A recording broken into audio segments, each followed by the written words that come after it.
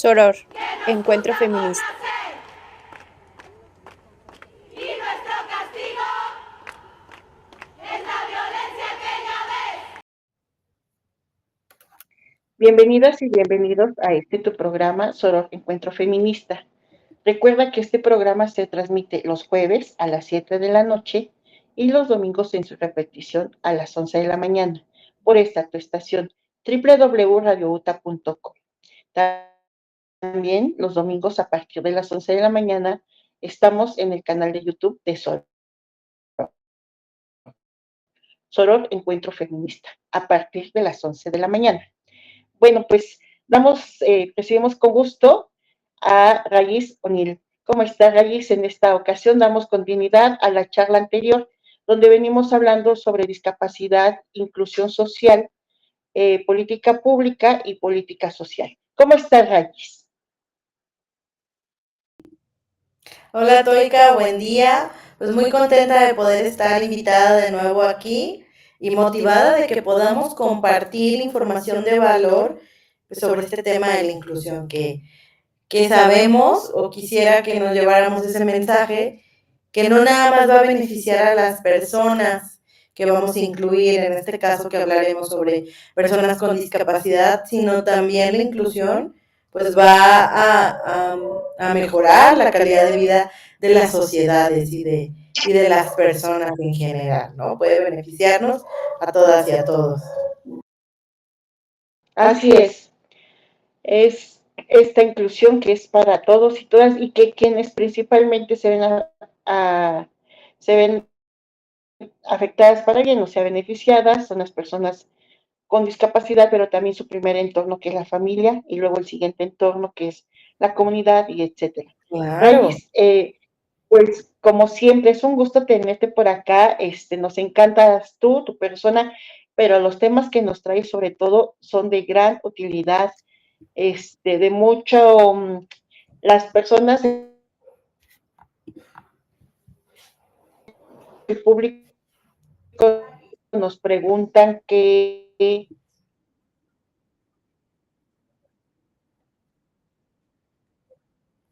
claro, el tema de Sí. hoy viene justamente con esto, ¿no? ¿Cómo se da la inclusión de los demás, de las demás? Además, ya lo platicábamos un poco en la charla pasada, cómo se viene dando la inclusión de los chicos y las chicas que tienen la discapacidad. Ahora platicaremos más cómo se da la inclusión de la familia, del entorno. Pero fíjate que a esto viene también una en Oaxaca tenemos contacto con un grupo de madres a través de una maestra, de la maestra Mónica Ortega, tenemos contacto con un grupo de madres que tienen a sus niños con discapacidad. Digamos que el punto de encuentro es la escuela. Y realmente las mamás nos han platicado realmente cómo la pasan de difícil. Cómo la pasan de difícil con el tema de los cuidados, cómo la pasan de difícil con el tema de, por ejemplo, la movilidad, ¿no? ¿Cómo la pasan de difícil con el tema de la socialización? Entonces, cuando ellas lo platican, realmente parece imposible de realizar. Claro que todas ellas lo platican ya como experiencia. Así que entonces, Rayis, adelante. ¿Cómo se dan estos procesos de inclusión? Muy bien, ¿te parece bien que me vayas dando la línea de cada tema y lo vamos desarrollando cada uno?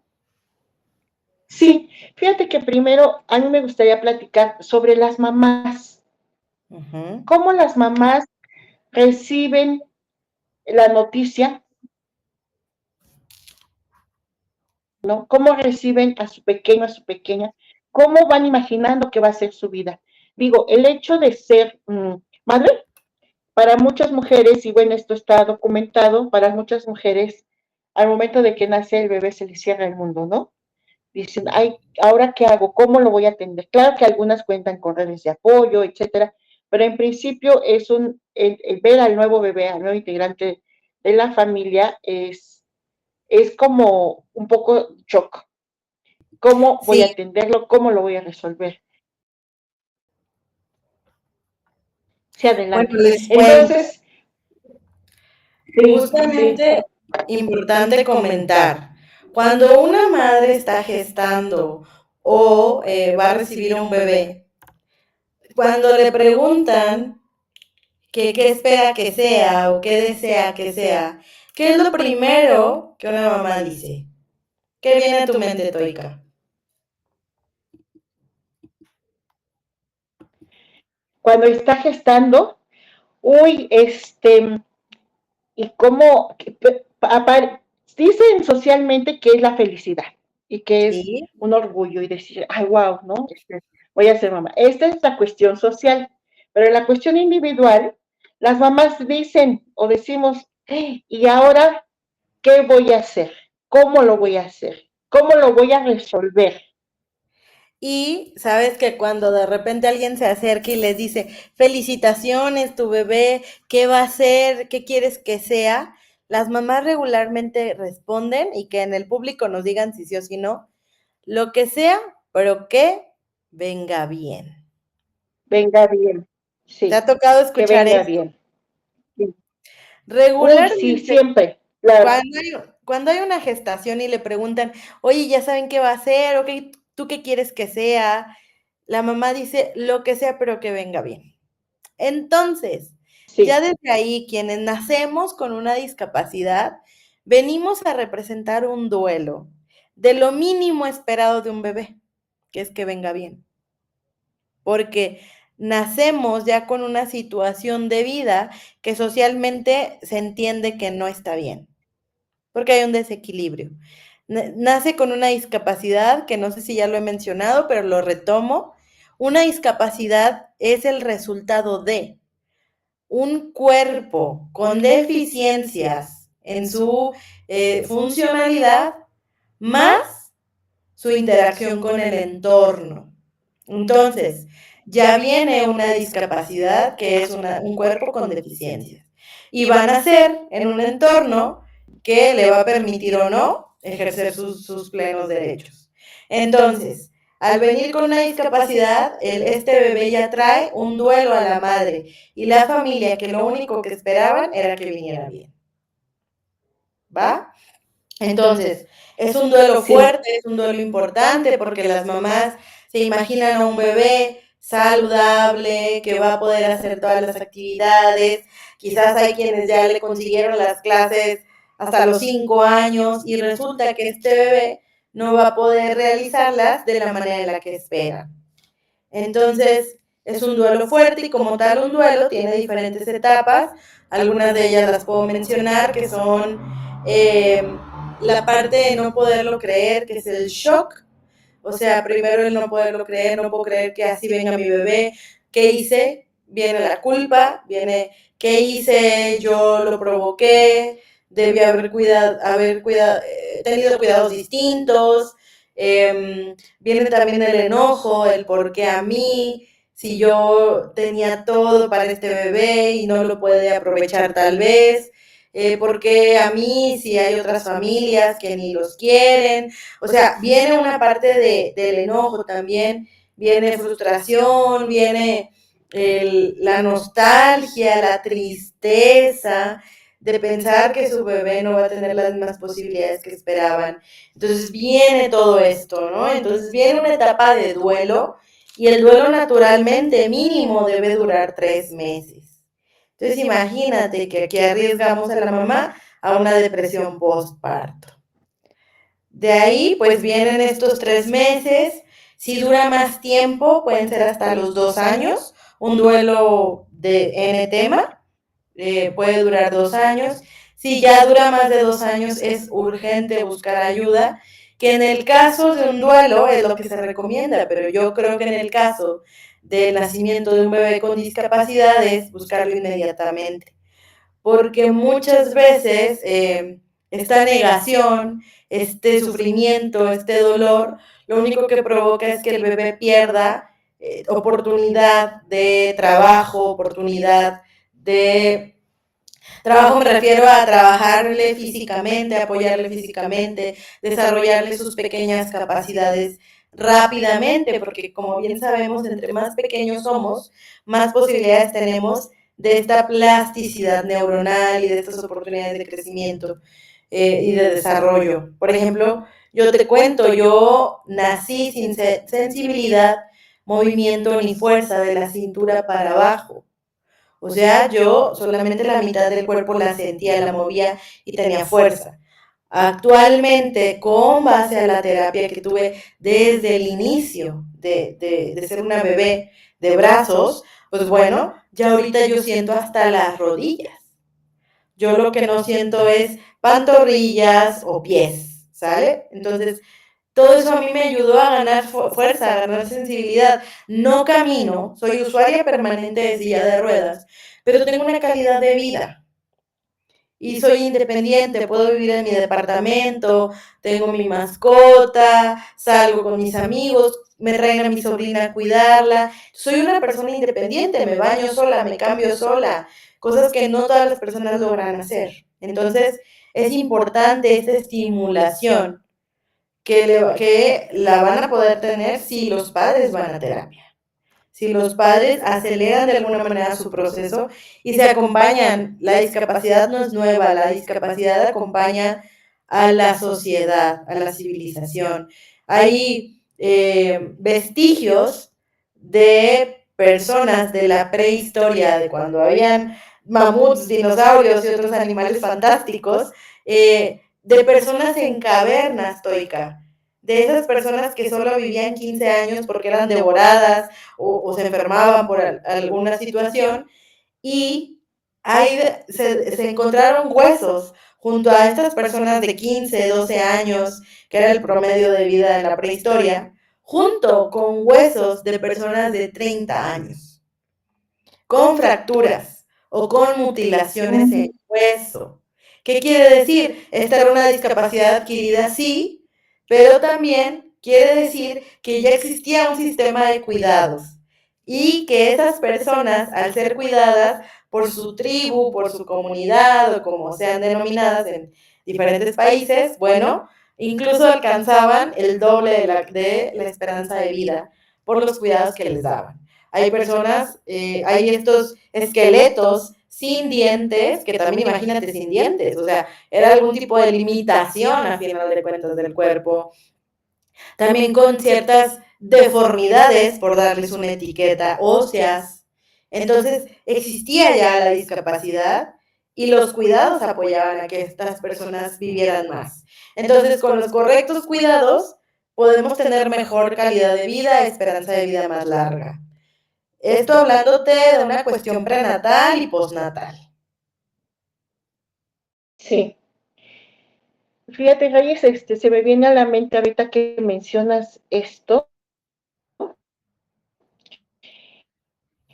la calidad de vida para una persona que es atendida, que está atendida, que está acompañada, que ha logrado cierta autonomía o su autonomía, ya me corregirás tú si es cierta autonomía o su autonomía, ¿no? Porque habría que ver si la autonomía se mide o se O si vive. es real, Pero, Toica, porque ni siquiera personas exacto, sin discapacidad son autónomas. Todos vamos a la tiendita de la esquina, así todos es. necesitamos que nos surtan el gas, todos necesitamos ir a la, ¿sabes? O sea, el agua. No todos somos 100% independientes, porque esta independencia pura, digo, tú que te conozco como una persona culta, estudiada, la independencia es cero, Sí, ¿no? Y creo que nadie es independiente, porque vivimos en sociedad. así es, necesitamos de otros, de otros. Pero también con esto que acabas de mencionar me viene a la mente que la calidad de vida puede ser excelente, es excelente para muchas personas, pero que también la vida media o el tiempo, ¿cómo los llamamos? Esperanza El de rango de vida. vida, la esperanza de vida aumenta, ha aumentado, viene aumentando. Y esto tiene que ver mucho, mucho con, sobre todo con el tema de los cuidados, ¿no? Y del acceso a, y de la garantía del acceso a los derechos y del ejercicio de los derechos, de que las personas se posicionen, ¿no? Y se apropien de sus derechos. Es correcto. Ahora sí que En tema ya de derechos, pues tenemos el derecho a la educación, a la salud, y yo creo que en este 2024 hay comunidades que no tienen ni acceso a agua, ni acceso a cosas básicas, ¿no? La luz es una realidad de nuestro país. Habemos unas diferencias socioeconómicas muy grandes, pero bueno, dirigiéndonos a las personas que nos escuchan, que me imagino tienen luz, tienen estos servicios, porque nos están escuchando, pues yo invitaría a que fuéramos exigentes con los servicios, exigentes con la educación, exigentes con los servicios de salud, porque de repente existen, Toika, y no todas sabemos aprovecharlas, no todas las personas, ¿no? Entonces, creo que ya tenemos pues un sustento de derecho a la salud que debemos hacer valer, que debemos buscar y que aún sea en un centro de salud, que sea tal vez lo único que hay en nuestra comunidad, buscarlo y exigir ese servicio, porque ya existe, pero no todos tenemos esa posibilidad de acceder a él con un botón y de repente no lo encontramos y nos rendimos. Sí, así es. Y regresando o reubicándonos en el tema, en esta primera infancia, ¿no? Hablo de las madres. Fíjate que bien es cierto, así tú lo señalas y así lo podemos observar, existe un duelo casi para todas, para todos padres. Creo que he compartido aquí en el espacio de este programa contigo seguramente cómo viví una experiencia en una comunidad católica que me invitaron para desarrollar un programa y un proyecto. Y entonces era diciembre y la directora de la escuela de un camp nos invitó a la pastorela. Justo antes de que se presentara la pastorela, unos días antes, me dice, ayúdame a buscar un apoyo espiritual. Y entonces, y luego me decía, porque si no la charla la das tú. Bueno, pues obtuve la respuesta de aceptación de un cura de iglesia católica. Él aceptó ir y todo, y sí habló con los papás justamente de esto del duelo. Fíjate, la mayoría de los chicos eran en promedio de 13 años y los papás, las mamás todavía guardaban muchas emociones, muchos sentimientos centrados en esta situación. Casi podría yo decir, no estuve presente por respeto, pero me comentaron ellos mismos cómo fue un ejercicio de perdonar, ¿no? De perdonar este dolor, estas emociones a veces encontradas. Entonces es una situación muy difícil la llegada de un bebé con características de discapacidad. Correcto, y yo creo que es importante aceptar que no era la expectativa que se tenía y dejar de sentir la culpa de, ay, es que yo lo debería de querer, pero tengo miedo de quererlo y tengo miedo de encariñarme y tengo miedo de que le pase algo. O sea, pasan muchas emociones, ¿no? Hay discapacidades muy severas en las que pues se tiene miedo de hasta perder a ese bebé en algún punto y no se atreven a encariñarse los padres. Y son cosas muy fuertes cuando las piensas, Toika, porque entonces, si ese bebé tiene una esperanza de vida corta y sus papás no se quieren encariñar, que es una realidad, imagínate cómo va a vivir ese bebé, ¿no? Y bueno, ya hablando en etapas más adultas o ya de una niñez, pues es importante el que la familia no pierda esa identidad, porque algo que yo he observado muchas veces es que la familia que acepta esta discapacidad, que la entiende, se volca ¿se vuelca? Vuelca, ¿verdad? Sonó chistoso. Se va hacia la persona con discapacidad y se olvida de sí misma. Y he visto cómo la familia funciona con solamente la persona con discapacidad. Y la persona es la que decide, aún sea un infante, imagínate. Entonces decide qué comen, decide a dónde van, decide cómo se relacionan, decide qué cosas suceden, y eso no es la esencia de la familia. Entendamos que la esencia de la familia es que los padres educan a los hijos, los padres dan estructura y orden.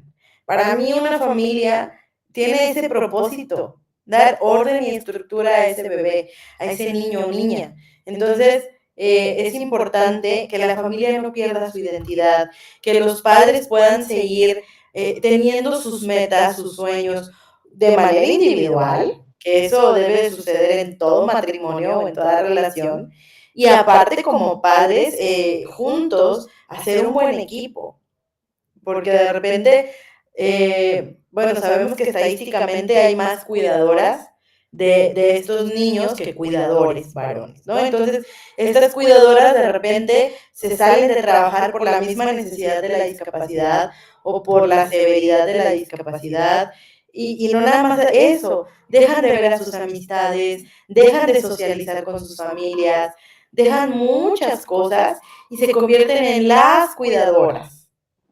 Y ojo, hay un síndrome llamado el síndrome del cuidador. Y el síndrome del cuidador te habla de esta enajenación hacia el cuidado, en donde solamente me estoy dedicando a cuidar y me convierto en un cuidador. Y en donde yo pierdo mi identidad, y estas personas que tienen síndrome del cuidador, estadísticamente, mueren antes que la persona cuidada. Por esta pérdida de sí mismas. Entonces, yo, por ejemplo, que sabes que atiendo pacientes, yo en terapia les digo, un bastón que no es cuidado como madera, que no es limpiado, que no se le da un mantenimiento, como bastón se puede romper. Y entonces todo lo que quería sostener se va a venir abajo también. Lo mismo pasa con hijos con discapacidad. Sí, claro, hay discapacidades muy severas, en donde hay una dependencia prácticamente absoluta de alimento, de baño, de vestido, de todo. Pero hasta para eso puede haber una organización familiar en la que no todo recaiga en una sola persona. Y que también, al menos en Jalisco, ya existen sistemas de cuidados y ya existen capacitaciones para personas cuidadoras. Entonces, de repente, yo pienso, y quizás desde mi privilegio, Toika, pero yo pienso que a lo mejor en una familia, si ambas personas, pensando en padre y madre, trabajan, pues pueden tal vez pagar el sueldo de una persona cuidadora de vez en cuando, ¿no? O de una escuela en donde puedan realizar estos cuidados, o hasta una estancia, dependiendo del tipo de discapacidad y las necesidades, pero yo me imagino ya atendiendo a personas con el síndrome del cuidador, que son capaces de, que en esta desesperación y en este desgaste de decir, sí, me voy a ir a trabajar solo para que mi sueldo sea del cuidador, no pasa nada. Pero preferirle una persona profesional, porque ¿qué pasa con el sistema de cuidados regular, Toika? Pues al menos yo vengo de una familia en la que mis dos abuelas se quedaron al cuidado de una hija, mis dos abuelas. Yo tuve dos tías solteras, una de cada familia, que dedicó su vida en cuerpo y alma hasta el último día de mis abuelas, de cada una. Y no eran personas capacitadas para los cuidados. Y tú ves cómo existe ese desgaste. Entonces nos vamos a cosas muy filosóficas, muy profundas, en donde a veces creemos que el amor todo lo puede. Y romantizamos no nada más las relaciones de pareja, sino las relaciones de familia, de yo tuve un hijo para que me cuide. No. Y yo tuve un hijo y tiene discapacidad para cuidarlo eternamente. No sé, ¿tú qué opinas? Fíjate que yo te lo puedo comentar sobre este punto desde el constructo del género. Tú sabes que soy estudiosa de los géneros. Y sí, justamente para iniciar, señalaría yo, pues los cuidados están asignados de manera sin cuestionarse hacia están destinados a las mujeres, ¿no? Y es una cuestión hereditaria, es una cuestión que se debe cumplir, es una cuestión que está ahí. Luego enseguida a esto se suman algunas ideas, algunas costumbres, otros muy asociadas al género, muy asociadas a estos roles que deben cumplir los hombres y roles que deben cumplir las mujeres, de esta idea, lo que tiene que ver con esta idea. Tengo una hija, tengo un hijo para que me cuide. Y lo dice la sociedad, no te quedes sola, ten un hijo al menos, o ten una hija, para que no te quedes sola. ¿Quién te ¿Cómo va es a cuidar? eso? ¿A qué estamos condenando a los hijos y para qué estamos maternando entonces? ¿Maternamos para que nos paguen en algún punto? Ajá. Así es, muy visto en muchas familias, ¿no? En muchas familias en México y en el mundo, pero bueno, centrémonos acá en nuestra sociedad. Y luego entonces, por lo regular les toca a las mujeres, por cuestión de género, les toca a las mujeres, porque ellas son más tiernas, más blandas, más dedicadas, más amorosas. Además, como un hombre va a ver a la madre desnuda, entonces mejor la hija, y la hija sí puede ver a la madre y al padre desnudos, a los dos los puede bañar, etcétera. Se les carga esta tarea. Y sí pasa en familias, como tú lo has señalado, pasa en familias que se quedan dedicadas a ello, solteras, ¿no? O viviendo en la casa de los padres, de las madres, cuidándolos. ¿Te acuerdas o tú tal vez la hayas visto, tú eres muy joven, pero esta película de Como agua para chocolate, la conocerás. Sí me suena. Creo que hemos comentado. Esta película ya tiene varios años, yo creo que tiene 20 años o un poco más, de que ha sido puesta al público y una película o la hija menor, ¿no? Y es la que se va a quedar en casa. Entonces la joven, la que estaba destinada a los cuidados, pues se había quedado, ella estaba entre inquieta, ¿no? Porque decía, me toca, pero no quiero, pero en eso se enamora. Y pasan una serie de vicisitudes que para librarse de que también a veces se suma la carga económica. O sea, es una carga afectiva, es una carga de cuidados de salud y es una carga económica, ¿no? O sea, que a veces quien se queda también tiene la obligación de mantener. Esto también sucede, como tú bien lo señalas, cuando hay una persona con discapacidad. Alguien lo tiene que cuidar de por vida. Y ese alguien puede ser la madre, muy probablemente más que el padre por rol de género, pero también puede ser otro integrante de la familia. Y resulta que esta persona pues se deberá dedicar a los cuidados. Y como tú lo dices, justo así es. Las estadísticas nos muestran que las personas cuidadoras mueren antes que la persona cuidada. Y fíjate, Rayis, yo aquí quiero traer también el punto que es, hoy en día se mira, y es que algo era lo que te vengo comentando, hoy se mira que la vida de las personas, la vida promedio ha aumentado, los años de vida, las personas con discapacidad llegan a vejez, ¿no? Se ve hoy en día a personas, si se veía en la prehistoria, cuando se veía que se encontraban huesos de 30 años, ¿no? Quería decir que estaban cuidados, pues hoy en día sabemos, ¿no? Y vemos a personas con discapacidad mayores, de mayor edad, eh, y bien atendidos, ¿no?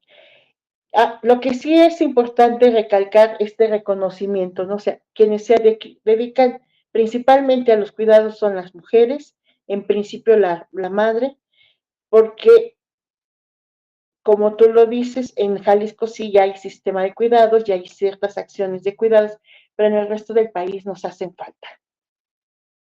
Nos hacen falta. Y sobre todo, se me hace un tema muy difícil, ojalá algún día que tengamos una charla sobre ello, el, el tema en el ámbito, revisar el tema en el ámbito rural. Muy difícil, ¿no? Ahí ya es completo régimen de otra manera, tal vez más cercanas, tal vez más confiables, ¿no? Más cercanas, más unidas, más con disposición. Pero bueno, ya revisaremos esto. Rayis, y entonces, regresando al tema de los padres, de la madre, ¿cómo, y sobre todo que tú tienes además experiencia personal y profesional, cómo es posible que la madre cuidadora salga, digamos, del círculo cuando se ha vuelto vicioso? Y quiero decir, bajo ciertas características, porque mira, hay mamás que incluso te dicen, nos platican, ¿no? Yo me hice la primaria con mi niña, con mi niño. Me hice la secundaria, la prepa y la universidad. Digo, bueno, a esto mmm, igual y no le afecta a la mamá, ¿no? O sea, igual y a ella le ha gustado ir a la escuela y todo. Pero a veces hay círculos que vician, que afectan la salud mental y la salud física de la madre. ¿Qué hacer? ¿Cómo la madre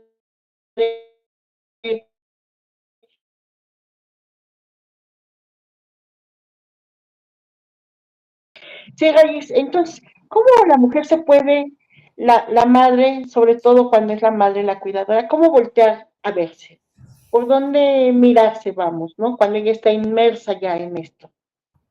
Bueno, yo creo que lo más importante es comunicarle a las personas que nos están escuchando que no lo tiene que saber, ¿no? O sea, que se pueda primero validar como una persona que está viviendo una situación diferente, una situación nueva, diferente a la que esperaba vivir, y aceptar el buscar ayuda. Número uno. Lo primero es buscar ayuda, no pretender que se sabe la receta y que se sabe la ruta que tienen que seguir. Y esa ayuda, ojo, dejemos de lado el pensar que la ayuda emocional, la ayuda es de los vecinos, de los amigos, de la familia, de la tía, porque también le pasó. Buscar ayuda profesional, Toika. Buscar ayuda de una asociación, una organización que le pueda orientar, tal vez que atienda el tipo de discapacidad de su hijo o hija, y que sean profesionales, ¿no? O sea, primero buscar esa ayuda, acercarse y con esa orientación poder buscar opciones en donde pueda involucrar a su hijo o hija y que de esta manera le permita tener algo de tiempo para ella. Una vez que esto ya se logra, aprovechar el tiempo de ella con ella. Yo te voy a decir una cosa, yo pienso, y que las personas nos digan si estoy juzgando mal, ¿no? Pero yo pienso que de repente esto sucede cuando no nos sentimos bien, cuando nos volcamos demasiado hacia atender al otro. Creo que de repente es porque no queremos observar algo en nosotros. Entonces, primero le invitaría a cuestionarse por qué tanta necesidad de voltear a ver al otro antes que a sí misma.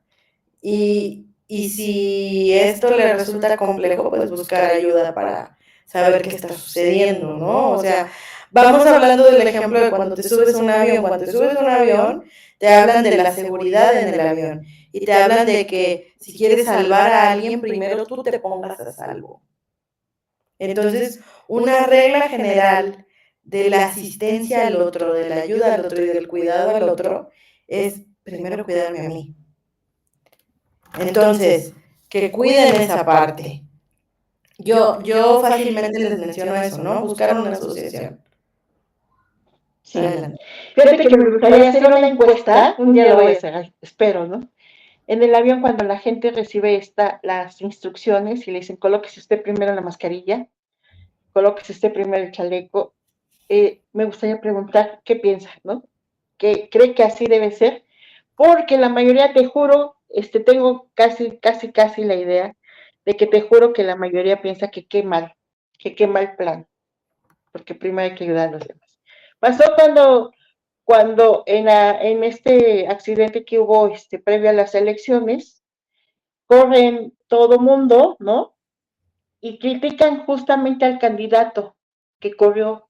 Y yo decía, sí, porque esa es nuestra idiosincrasia, hasta parece como la idiosincrasia generalizada en México, ¿no?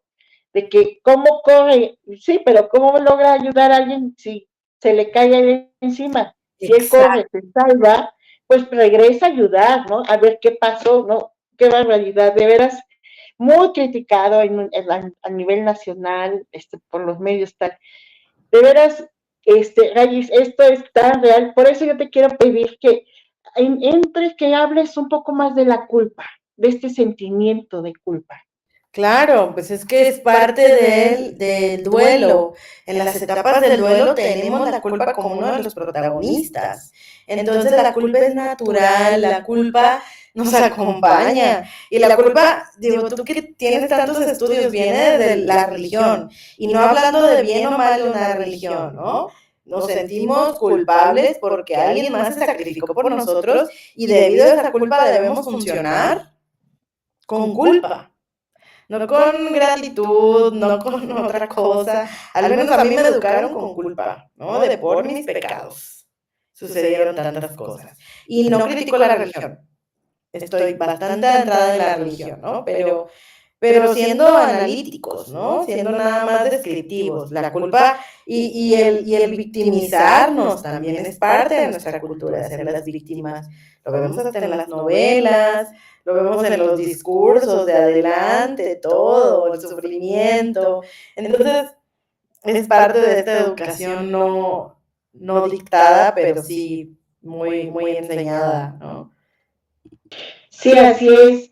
Y justo eso fue lo que yo observaba después de la charla de este cura católico en la iglesia, en la escuela esta. Asistieron, yo creo que 40 padres, y entre padres y madres, o sea, papás y mamás. Y justo su, su- sus comentarios, sus pláticas al finalizar eran sobre esto, ¿no? Sobre la culpa, sobre tantos años el cura los llevó a la reflexión, entonces reconocían tantos años viviendo con la culpa, tantos años cargando con la culpa, ¿no? Culpables de que por algo que hicieron, o algo que piensan que hicieron, o algo que creen que hicieron, tienen a un integrante, a uno de sus hijos con discapacidad.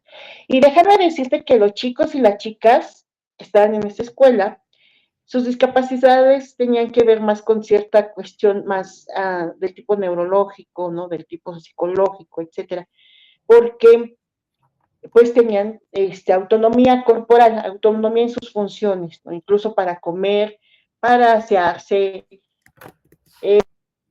para llegar a la escuela a veces hasta solos, ¿no? Etcétera.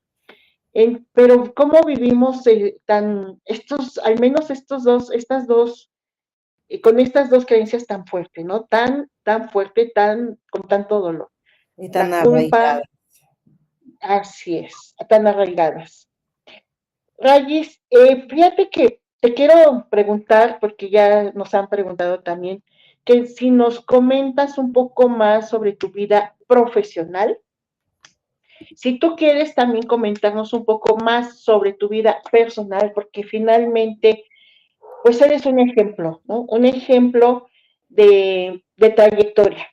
Porque no hablemos de la víctima, ¿no? No, sino de trayectoria, de desarrollo, de compromiso, de incidencia. Entonces, por donde tú quieras iniciar ahí, si por la vida profesional o lo que tú quieras comentarnos Digo, de tu vida de la vida profesional. personal, lo único que quisiera compartir es que me he atrevido hasta viajar, de lo cual me siento muy orgullosa, perdón. Disculpen a mi perrija. Es, Bien, yo está me bien siento, acompañante, nos sí, acompaña. aquí no me deja sola, pero yo me siento muy, a ver, denme un segundo.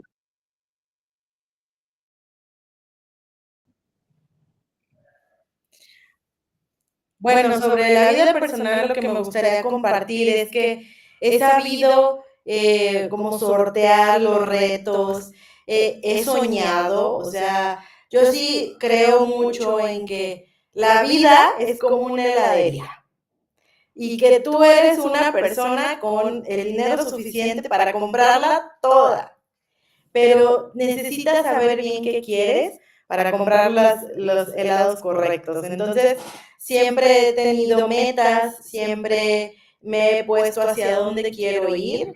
No he sido una persona que nada de muertito, a ver a dónde la lleve el agua. O sea, siempre he dicho, quiero esto y lo voy a lograr. Ahora, hablándote de la parte profesional, lo que me ha ayudado muchísimo es la disciplina. O sea, el ser disciplinada, el todos los días luchar por mis sueños, con una filosofía de decir en dónde quiero estar laboralmente y que todos los días realice al menos una actividad que me lleve a esa meta. Siempre he trabajado así. Y he trabajado mucho en equipo. O sea, sí he llegado lejos y el día de hoy me puedo sentir orgullosa de autonombrarme empresaria. Es porque no he estado sola, es porque hay un equipo detrás y me he sabido unir con personas más talentosas que yo en lo que hacen. O sea, una buena persona en finanzas, una buena persona en contabilidad, una buena persona en diseño, una buena persona en pedagogía. Entonces, el armarme de un equipo que también lucha por una meta y que en mi empresa estén las personas que quieren cuando quieren. Por ejemplo, hace unos días una persona del equipo decía, es que saben que tengo un viaje a Europa. Tengo un viaje a Europa y tenemos un evento con unos clientes fuera del estado y le preocupaba no estar. Y casi me estaba pidiendo permiso y yo le dije, no, a mí no me pidas permiso. Yo, si tuviera una oportunidad de irme a Europa, me iba. Y no le preguntaba a nadie. Entonces, que estén ahí por gusto como equipo, es importante armar este equipo, ¿no? O sea, de esa manera, que están aquí porque quieren y que sepan que ellos tienen que ser la prioridad aún frente a la empresa. Porque estamos no trabajando por una empresa, estamos trabajando por las personas de la empresa. Y el día que no estén felices, se pueden ir. Porque yo quiero personas en mi equipo que la empresa les haga felices. No que les haga sentirse frustrados, ni mucho menos. Y bien dicen que las cosas se hacen por dos motivos, por gusto o por miedo. Yo no quiero que estén por miedo, yo quiero que estén por gusto. Entonces, en la parte profesional ha sido eso, buscar herramientas. Yo creo, Toika, y no me vas a dejar mentir, cuando tienes claro hacia dónde vas, no te distraes. No te distraes. Y es como cuando una persona decide, y a lo mejor nuestro público lo va a saber, cuando dicen, me voy a comprar un carro rojo y ven carros rojos por todos lados. O sea, solo es cuestión de decirse qué quieren para encontrar esos caminos dentro del laberinto que los van a llevar al resultado. Y hoy a mis 35 años me siento muy feliz de hasta este punto estar logrando las cosas que deseaba lograr. Y si el día de mañana a mí me toca dejar de estar en el mundo, me voy a ir tan feliz a los 35 o a los 70 o a los 80 o a la edad que me toque, ¿no? Porque cada día lo viví plenamente. Entonces, espero eso le pueda servir a las personas que de repente nos han preguntado. Sí, claro que sí.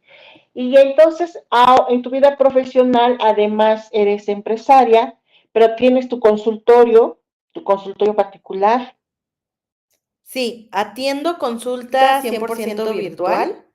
No tengo un consultorio físico, o sea, esto sí es mi oficina, pero no tengo un consultorio, porque a partir del 2020 con la pandemia, pues optimizamos el tema del trabajo virtual y curiosamente el 90% de mis pacientes no se encuentran en Jalisco. Entonces ya es como mi tipo de pacientes, ¿no? Fuera de la ciudad o fuera del país, que viven en países donde se hablan otros idiomas y buscan su terapia en español. Raíz, ¿y te puedes recomendar a ti misma, por favor? O sea, ¿nos podrías compartir tus datos? Claro, quien guste contactarme, me encuentran al número 33 12 87 2155. Y bueno, en redes sociales me encuentran como @rayizoficial. Y pues de esa manera me pueden localizar. Vivo en Guadalajara. Sí, muy bien, muchas gracias. Seguramente habrá quien quiera tener alguna entrevista contigo, alguna charla terapéutica, ¿no? Porque no es fácil estas trayectorias, ninguna trayectoria es fácil en una trayectoria de vida, pero a veces hay situaciones que nos parecen más difíciles unas que otras. Y fíjate que bueno, sí nos quedan bastantes minutos todavía, porque yo te quiero comentar, te quiero preguntar, ¿cómo se dan las etapas de desarrollo, pero de desarrollo social me refiero, de las chicas, de los chicos con discapacidad? Van las etapas de, digamos, la infancia, la niñez, adolescencia, juventud, etcétera, van semejantes a las de los chicos y chicas que no tienen eh, discapacidad. La realidad es que se viven años más tarde. Yo, por ejemplo, tuve mi primer trabajo a los 24 años, cuando mi hermano en la misma familia tuvo su primer trabajo a los 16. Ya, yo creo que es un tema de machismo, ¿verdad? Digo, amo mucho a mi familia, pero no me hacen negar las cosas que sí viví. Entonces, mi hermano, obviamente sin discapacidad y como hombre, pues tuvo la posibilidad de salir a trabajar desde los 16 años, aunque sea para traer su propio dinero, y yo hasta los 24, que ya había salido de la universidad y pues, que seguía a trabajar. Entonces, creo que sí vivimos años más tarde. Yo, por ejemplo, decidí casarme hasta los 35, pero ya ese fue, creo que un tema un poco de mujer, como personal, de decir, voy a viajar, voy a estudiar, voy a tener una especialidad y después lo voy a hacer ya a lo mejor hasta como un médico, ¿no? Que de repente primero priorizan la educación y está bien también.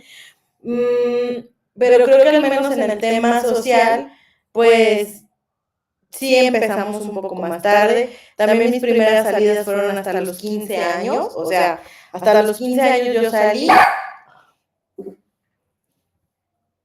Yo hasta los 15 años pude salir de casa con mis amistades y fue toica bien chistoso porque mi mamá es viuda.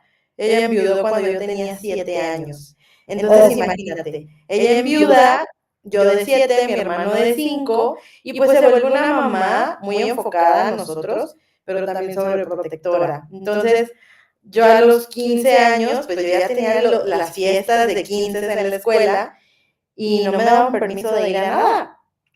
Y cabe señalar que yo era una persona muy destacada en la escuela. Entonces, no cabía en mi mente que yo tuviera una buena calificación, un buen promedio, y que a mí no me dieran permiso de la vida porque mi mamá pensaba que yo me iba a morir si me iba a unos 15 años. Entonces, ¿qué hice? Pues reprobé un bimestre completito en la secundaria para que me mandaran a hablar a la dirección, que la psicopedagoga me dijera, ¿qué te pasa? Y yo le dijera, es que quiero que mi mamá me deje salir con mis amigos y no voy a subir mi promedio hasta que me dejen salir. Entonces, hasta que hice esa huelga toica, pude salir a los 15 años de mis amigos. ¡Wow! Lo hiciste muy consciente, muy armado el plan. No, yo entregué mis exámenes para que me pusieran cero. O sea, me los daban y yo, no sé nada, no hice tareas, o sea, yo un 0 enorme sí me saqué un mes. Entonces, como te digo, empecé tarde las salidas, empecé tarde el trabajo, entonces, socialmente creo que sí vamos un poquito atrás, pero espero que no suceda y espero que las personas que nos escuchan y tengan familiares con discapacidad, pues traten de apoyar esta independencia, porque también tuve personas que me trataron como una igual y gracias a ellas yo aprendí a defenderme, aprendí a hacer las cosas y aprendí a tener una personalidad un poco más despierta de lo que tal vez estaba destinada a tener, ¿no? Porque yo recuerdo muy bien a uno de mis primos que era mayor que yo 10 años, que, ¿te acuerdas que en Chabelo salían estas como patinetas con volante y todo? Pues mi primo me armaba esas patinetas y me aventaba en la calle. Y yo me volteaba, terminaba Wow. con chipote y yo decía, otra vez. Pues imagínate, entonces, obviamente no te imaginas a que una niña la bajen de su silla de ruedas, la suban en una patineta y la avienten. Pero él hacía eso y con una de mis tías me acuerdo que me subía a un triciclo y me amarraba los pies con cinta para yo saber qué se sentía andar en bicicleta, porque yo quería saber qué se sentía. Mis primos me subían a los árboles. Entonces, todo eso me ayudaba y justo era de personas tal vez hasta más jóvenes que mi mamá, más aventadas, y eso me ayudó mucho. Entonces, claro, con precaución, digo, me pude haber evitado raspones, pero ¿qué es un niño sin raspones, no? ¿Qué es un niño sin desobedecer, sin aventarse a lastimarse? Pues no es un niño, no hay infancia. ¿Y tu mamá cómo lo tomaba? ¿Cómo pudo superar este temor, ¿no? De madre, de que te vas a lastimar, te vaya a pasar algo? Mira, yo creo que mi pobre mamá tan no lo ha superado que yo en el 2019 me fui a Europa con una mochila. Y yo le avisé a mi mamá que me iba a Europa cuando ya tenía los boletos de los vuelos en la mano. Y yo creo que yo ahí tenía unos, en 2019, ya van a saber, yo ya tenía como 29 años, 30. O sea, ya estaba grande. Y le dije, mami, ¿qué crees? Me voy a Europa, me voy un mes. Y pues aquí están mis vuelos, esto voy a hacer, así que no vas a tener a tu hija en la casa un mes. Y me acuerdo que mi mamá me dijo, ¿cómo crees? No te creo, pensó que era broma. Y todavía el día que me fui al aeropuerto me dijo, hija, pues no tengo nada ahorrado, pero si tú algo no te parece, no te sientes cómoda, háblame y a ver de dónde saco el dinero, pero yo te pago un vuelo para que te regreses en ese momento. Y yo ya iba a los 30. Entonces estoy acá, yo creo que mi mamá todavía no lo supera, pero pues ahí viene el ímpetu de cada quien, ¿no? Y las ganas de decir yo puedo y no voy a escuchar a nadie porque yo puedo. Digo, también me he aventado de cara y también me han pasado cosas que me han explotado en la cara, no literalmente, pero bueno. Sí. ¿Y cómo resolviste el viaje? ¿Cómo resolviste tu viaje, Rayis? Cuéntanos, es que siempre es una aventura un viaje, ¿no? Para cualquier persona. ¿Cómo lo resolviste? Pues me fui gracias a una organización en la que estoy que se llama Global Shapers, que es como de personas que están haciendo algún impacto. Es algo sobre el Foro Económico Mundial. Entonces me invitaron a una convención que se hizo precisamente en Davos, Suiza, en el WEF, que es el World Economic Forum. Y entonces me invitaron a ese evento y ellos me pagaron los vuelos de mi país a Suiza, de ida y de regreso. Yo pedía las fechas y pues yo pedí regresar un mes más tarde, obviamente. Entonces, lo único que hice fue ahorrar para tener vuelos y me fui de Suiza a Francia, me fui a Italia, me fui a Alemania, pasé un poco por España. Entonces, me viajé así, contacté primos, en ese tiempo tenía un primo viviendo en Italia y tengo a un primo ahorita todavía viviendo en Holanda, entonces ahí ellos dos me recibieron en sus departamentos, con sus familias y demás, y así me fui, y así regresé completita con 4 ruedas. Qué interesante. Llevabas tu silla. Sí, me fui con mi silla de ruedas y toda la cosa, yo iba como si nada. Obviamente son países que tienen más costumbre para el tema de la discapacidad, entonces no fue tan complicado, más transporte público, más establecimientos con accesibilidad. Y como iba a este evento del foro, también había otros jóvenes que estaban viajando con el mismo itinerario que yo, cada quien se encargaba de sus hospedajes, pero de repente nos encontrábamos en el aeropuerto o en los trenes y no iba tan sola, ¿no? Mi primo, por ejemplo, me alcanzó en Francia y me llevó a Italia, donde él vive. De Italia me fui a Holanda, donde me recibió mi otro primo, y ese otro primo me llevó a conocer Alemania. Entonces estuve también acompañada en ese sentido, pero pues yo andaba sola con la silla y la maleta. De hecho, recuerdo que en el vuelo de Ciudad de México a España no me querían dejar subir porque no llevaba cuidador y que era un riesgoso, un vuelo de más de 10 horas, pues ¿quién se iba a hacer cargo de mí? Y entonces tuve que tener un argumento de que me dijeran en dónde en derechos humanos me prohibía viajar sin acompañante, y pues ahí fue donde dijeron, mira, esta muchacha sí sabe de derechos, mejor la dejamos subir. Y me dejaron Así subir. es, así es. Eso es importantísimo, tener la información, el conocimiento y usar. Como, Sí, como lo decimos, información es poder. Ay, correcto. qué bonita aventura nos has platicado y qué interesante. Seguro vamos a tener muchos comentarios sobre todo esta charla tan interesante que hemos tenido. Pues estamos por despedir el programa y como siempre me gusta pedirte, me interesa y me gusta pedirte que, ¿qué dirías tú a las mamás? ¿Qué les dirías tú? Sobre todo a las mamás, porque digamos que así hay que reconocer, aunque no es exclusivo de ellas y por eso venimos trabajando para que exista, para que se desarrolle un sistema de cuidados, pero son quienes más están presentes en los cuidados, ¿no? De los chicos y de las chicas. ¿Qué les dirías tú? Pues Con esta experiencia. yo les diría que no le tengan miedo a la discapacidad, que se lleven, que la discapacidad es una situación de vida y que en la medida en la que nos adaptemos, vamos a tener mejor calidad de vida, que es válido que vivamos de formas diversas y que nadie tiene la culpa de nada. Lo importante a final de cuentas es aceptar que todos vivimos diferente y que si esta forma nos tocó vivir hay que aprovecharla. Sí. Pues muchas gracias, Rayi. Siempre es un gusto platicar contigo, un placer. Aprendemos mucho de ti, yo aprendo mucho de ti con todo lo que nos relatas, nos comentas, nos expones. Seguro que coinciden varias opiniones del público conmigo. Por lo pronto, pues no me resta más que agradecerte de manera muy encarecida, con un fuerte abrazo, y pues esperarte cuando que sea posible que tengamos una charla más, porque hay un largo camino todavía por recorrer, por reconocer, por conocer, ¿no? Hay muy poca información al respecto de las atenciones, de los cuidados, del desarrollo, de la autonomía y de la independencia de las personas con discapacidad, de chicos y chicas.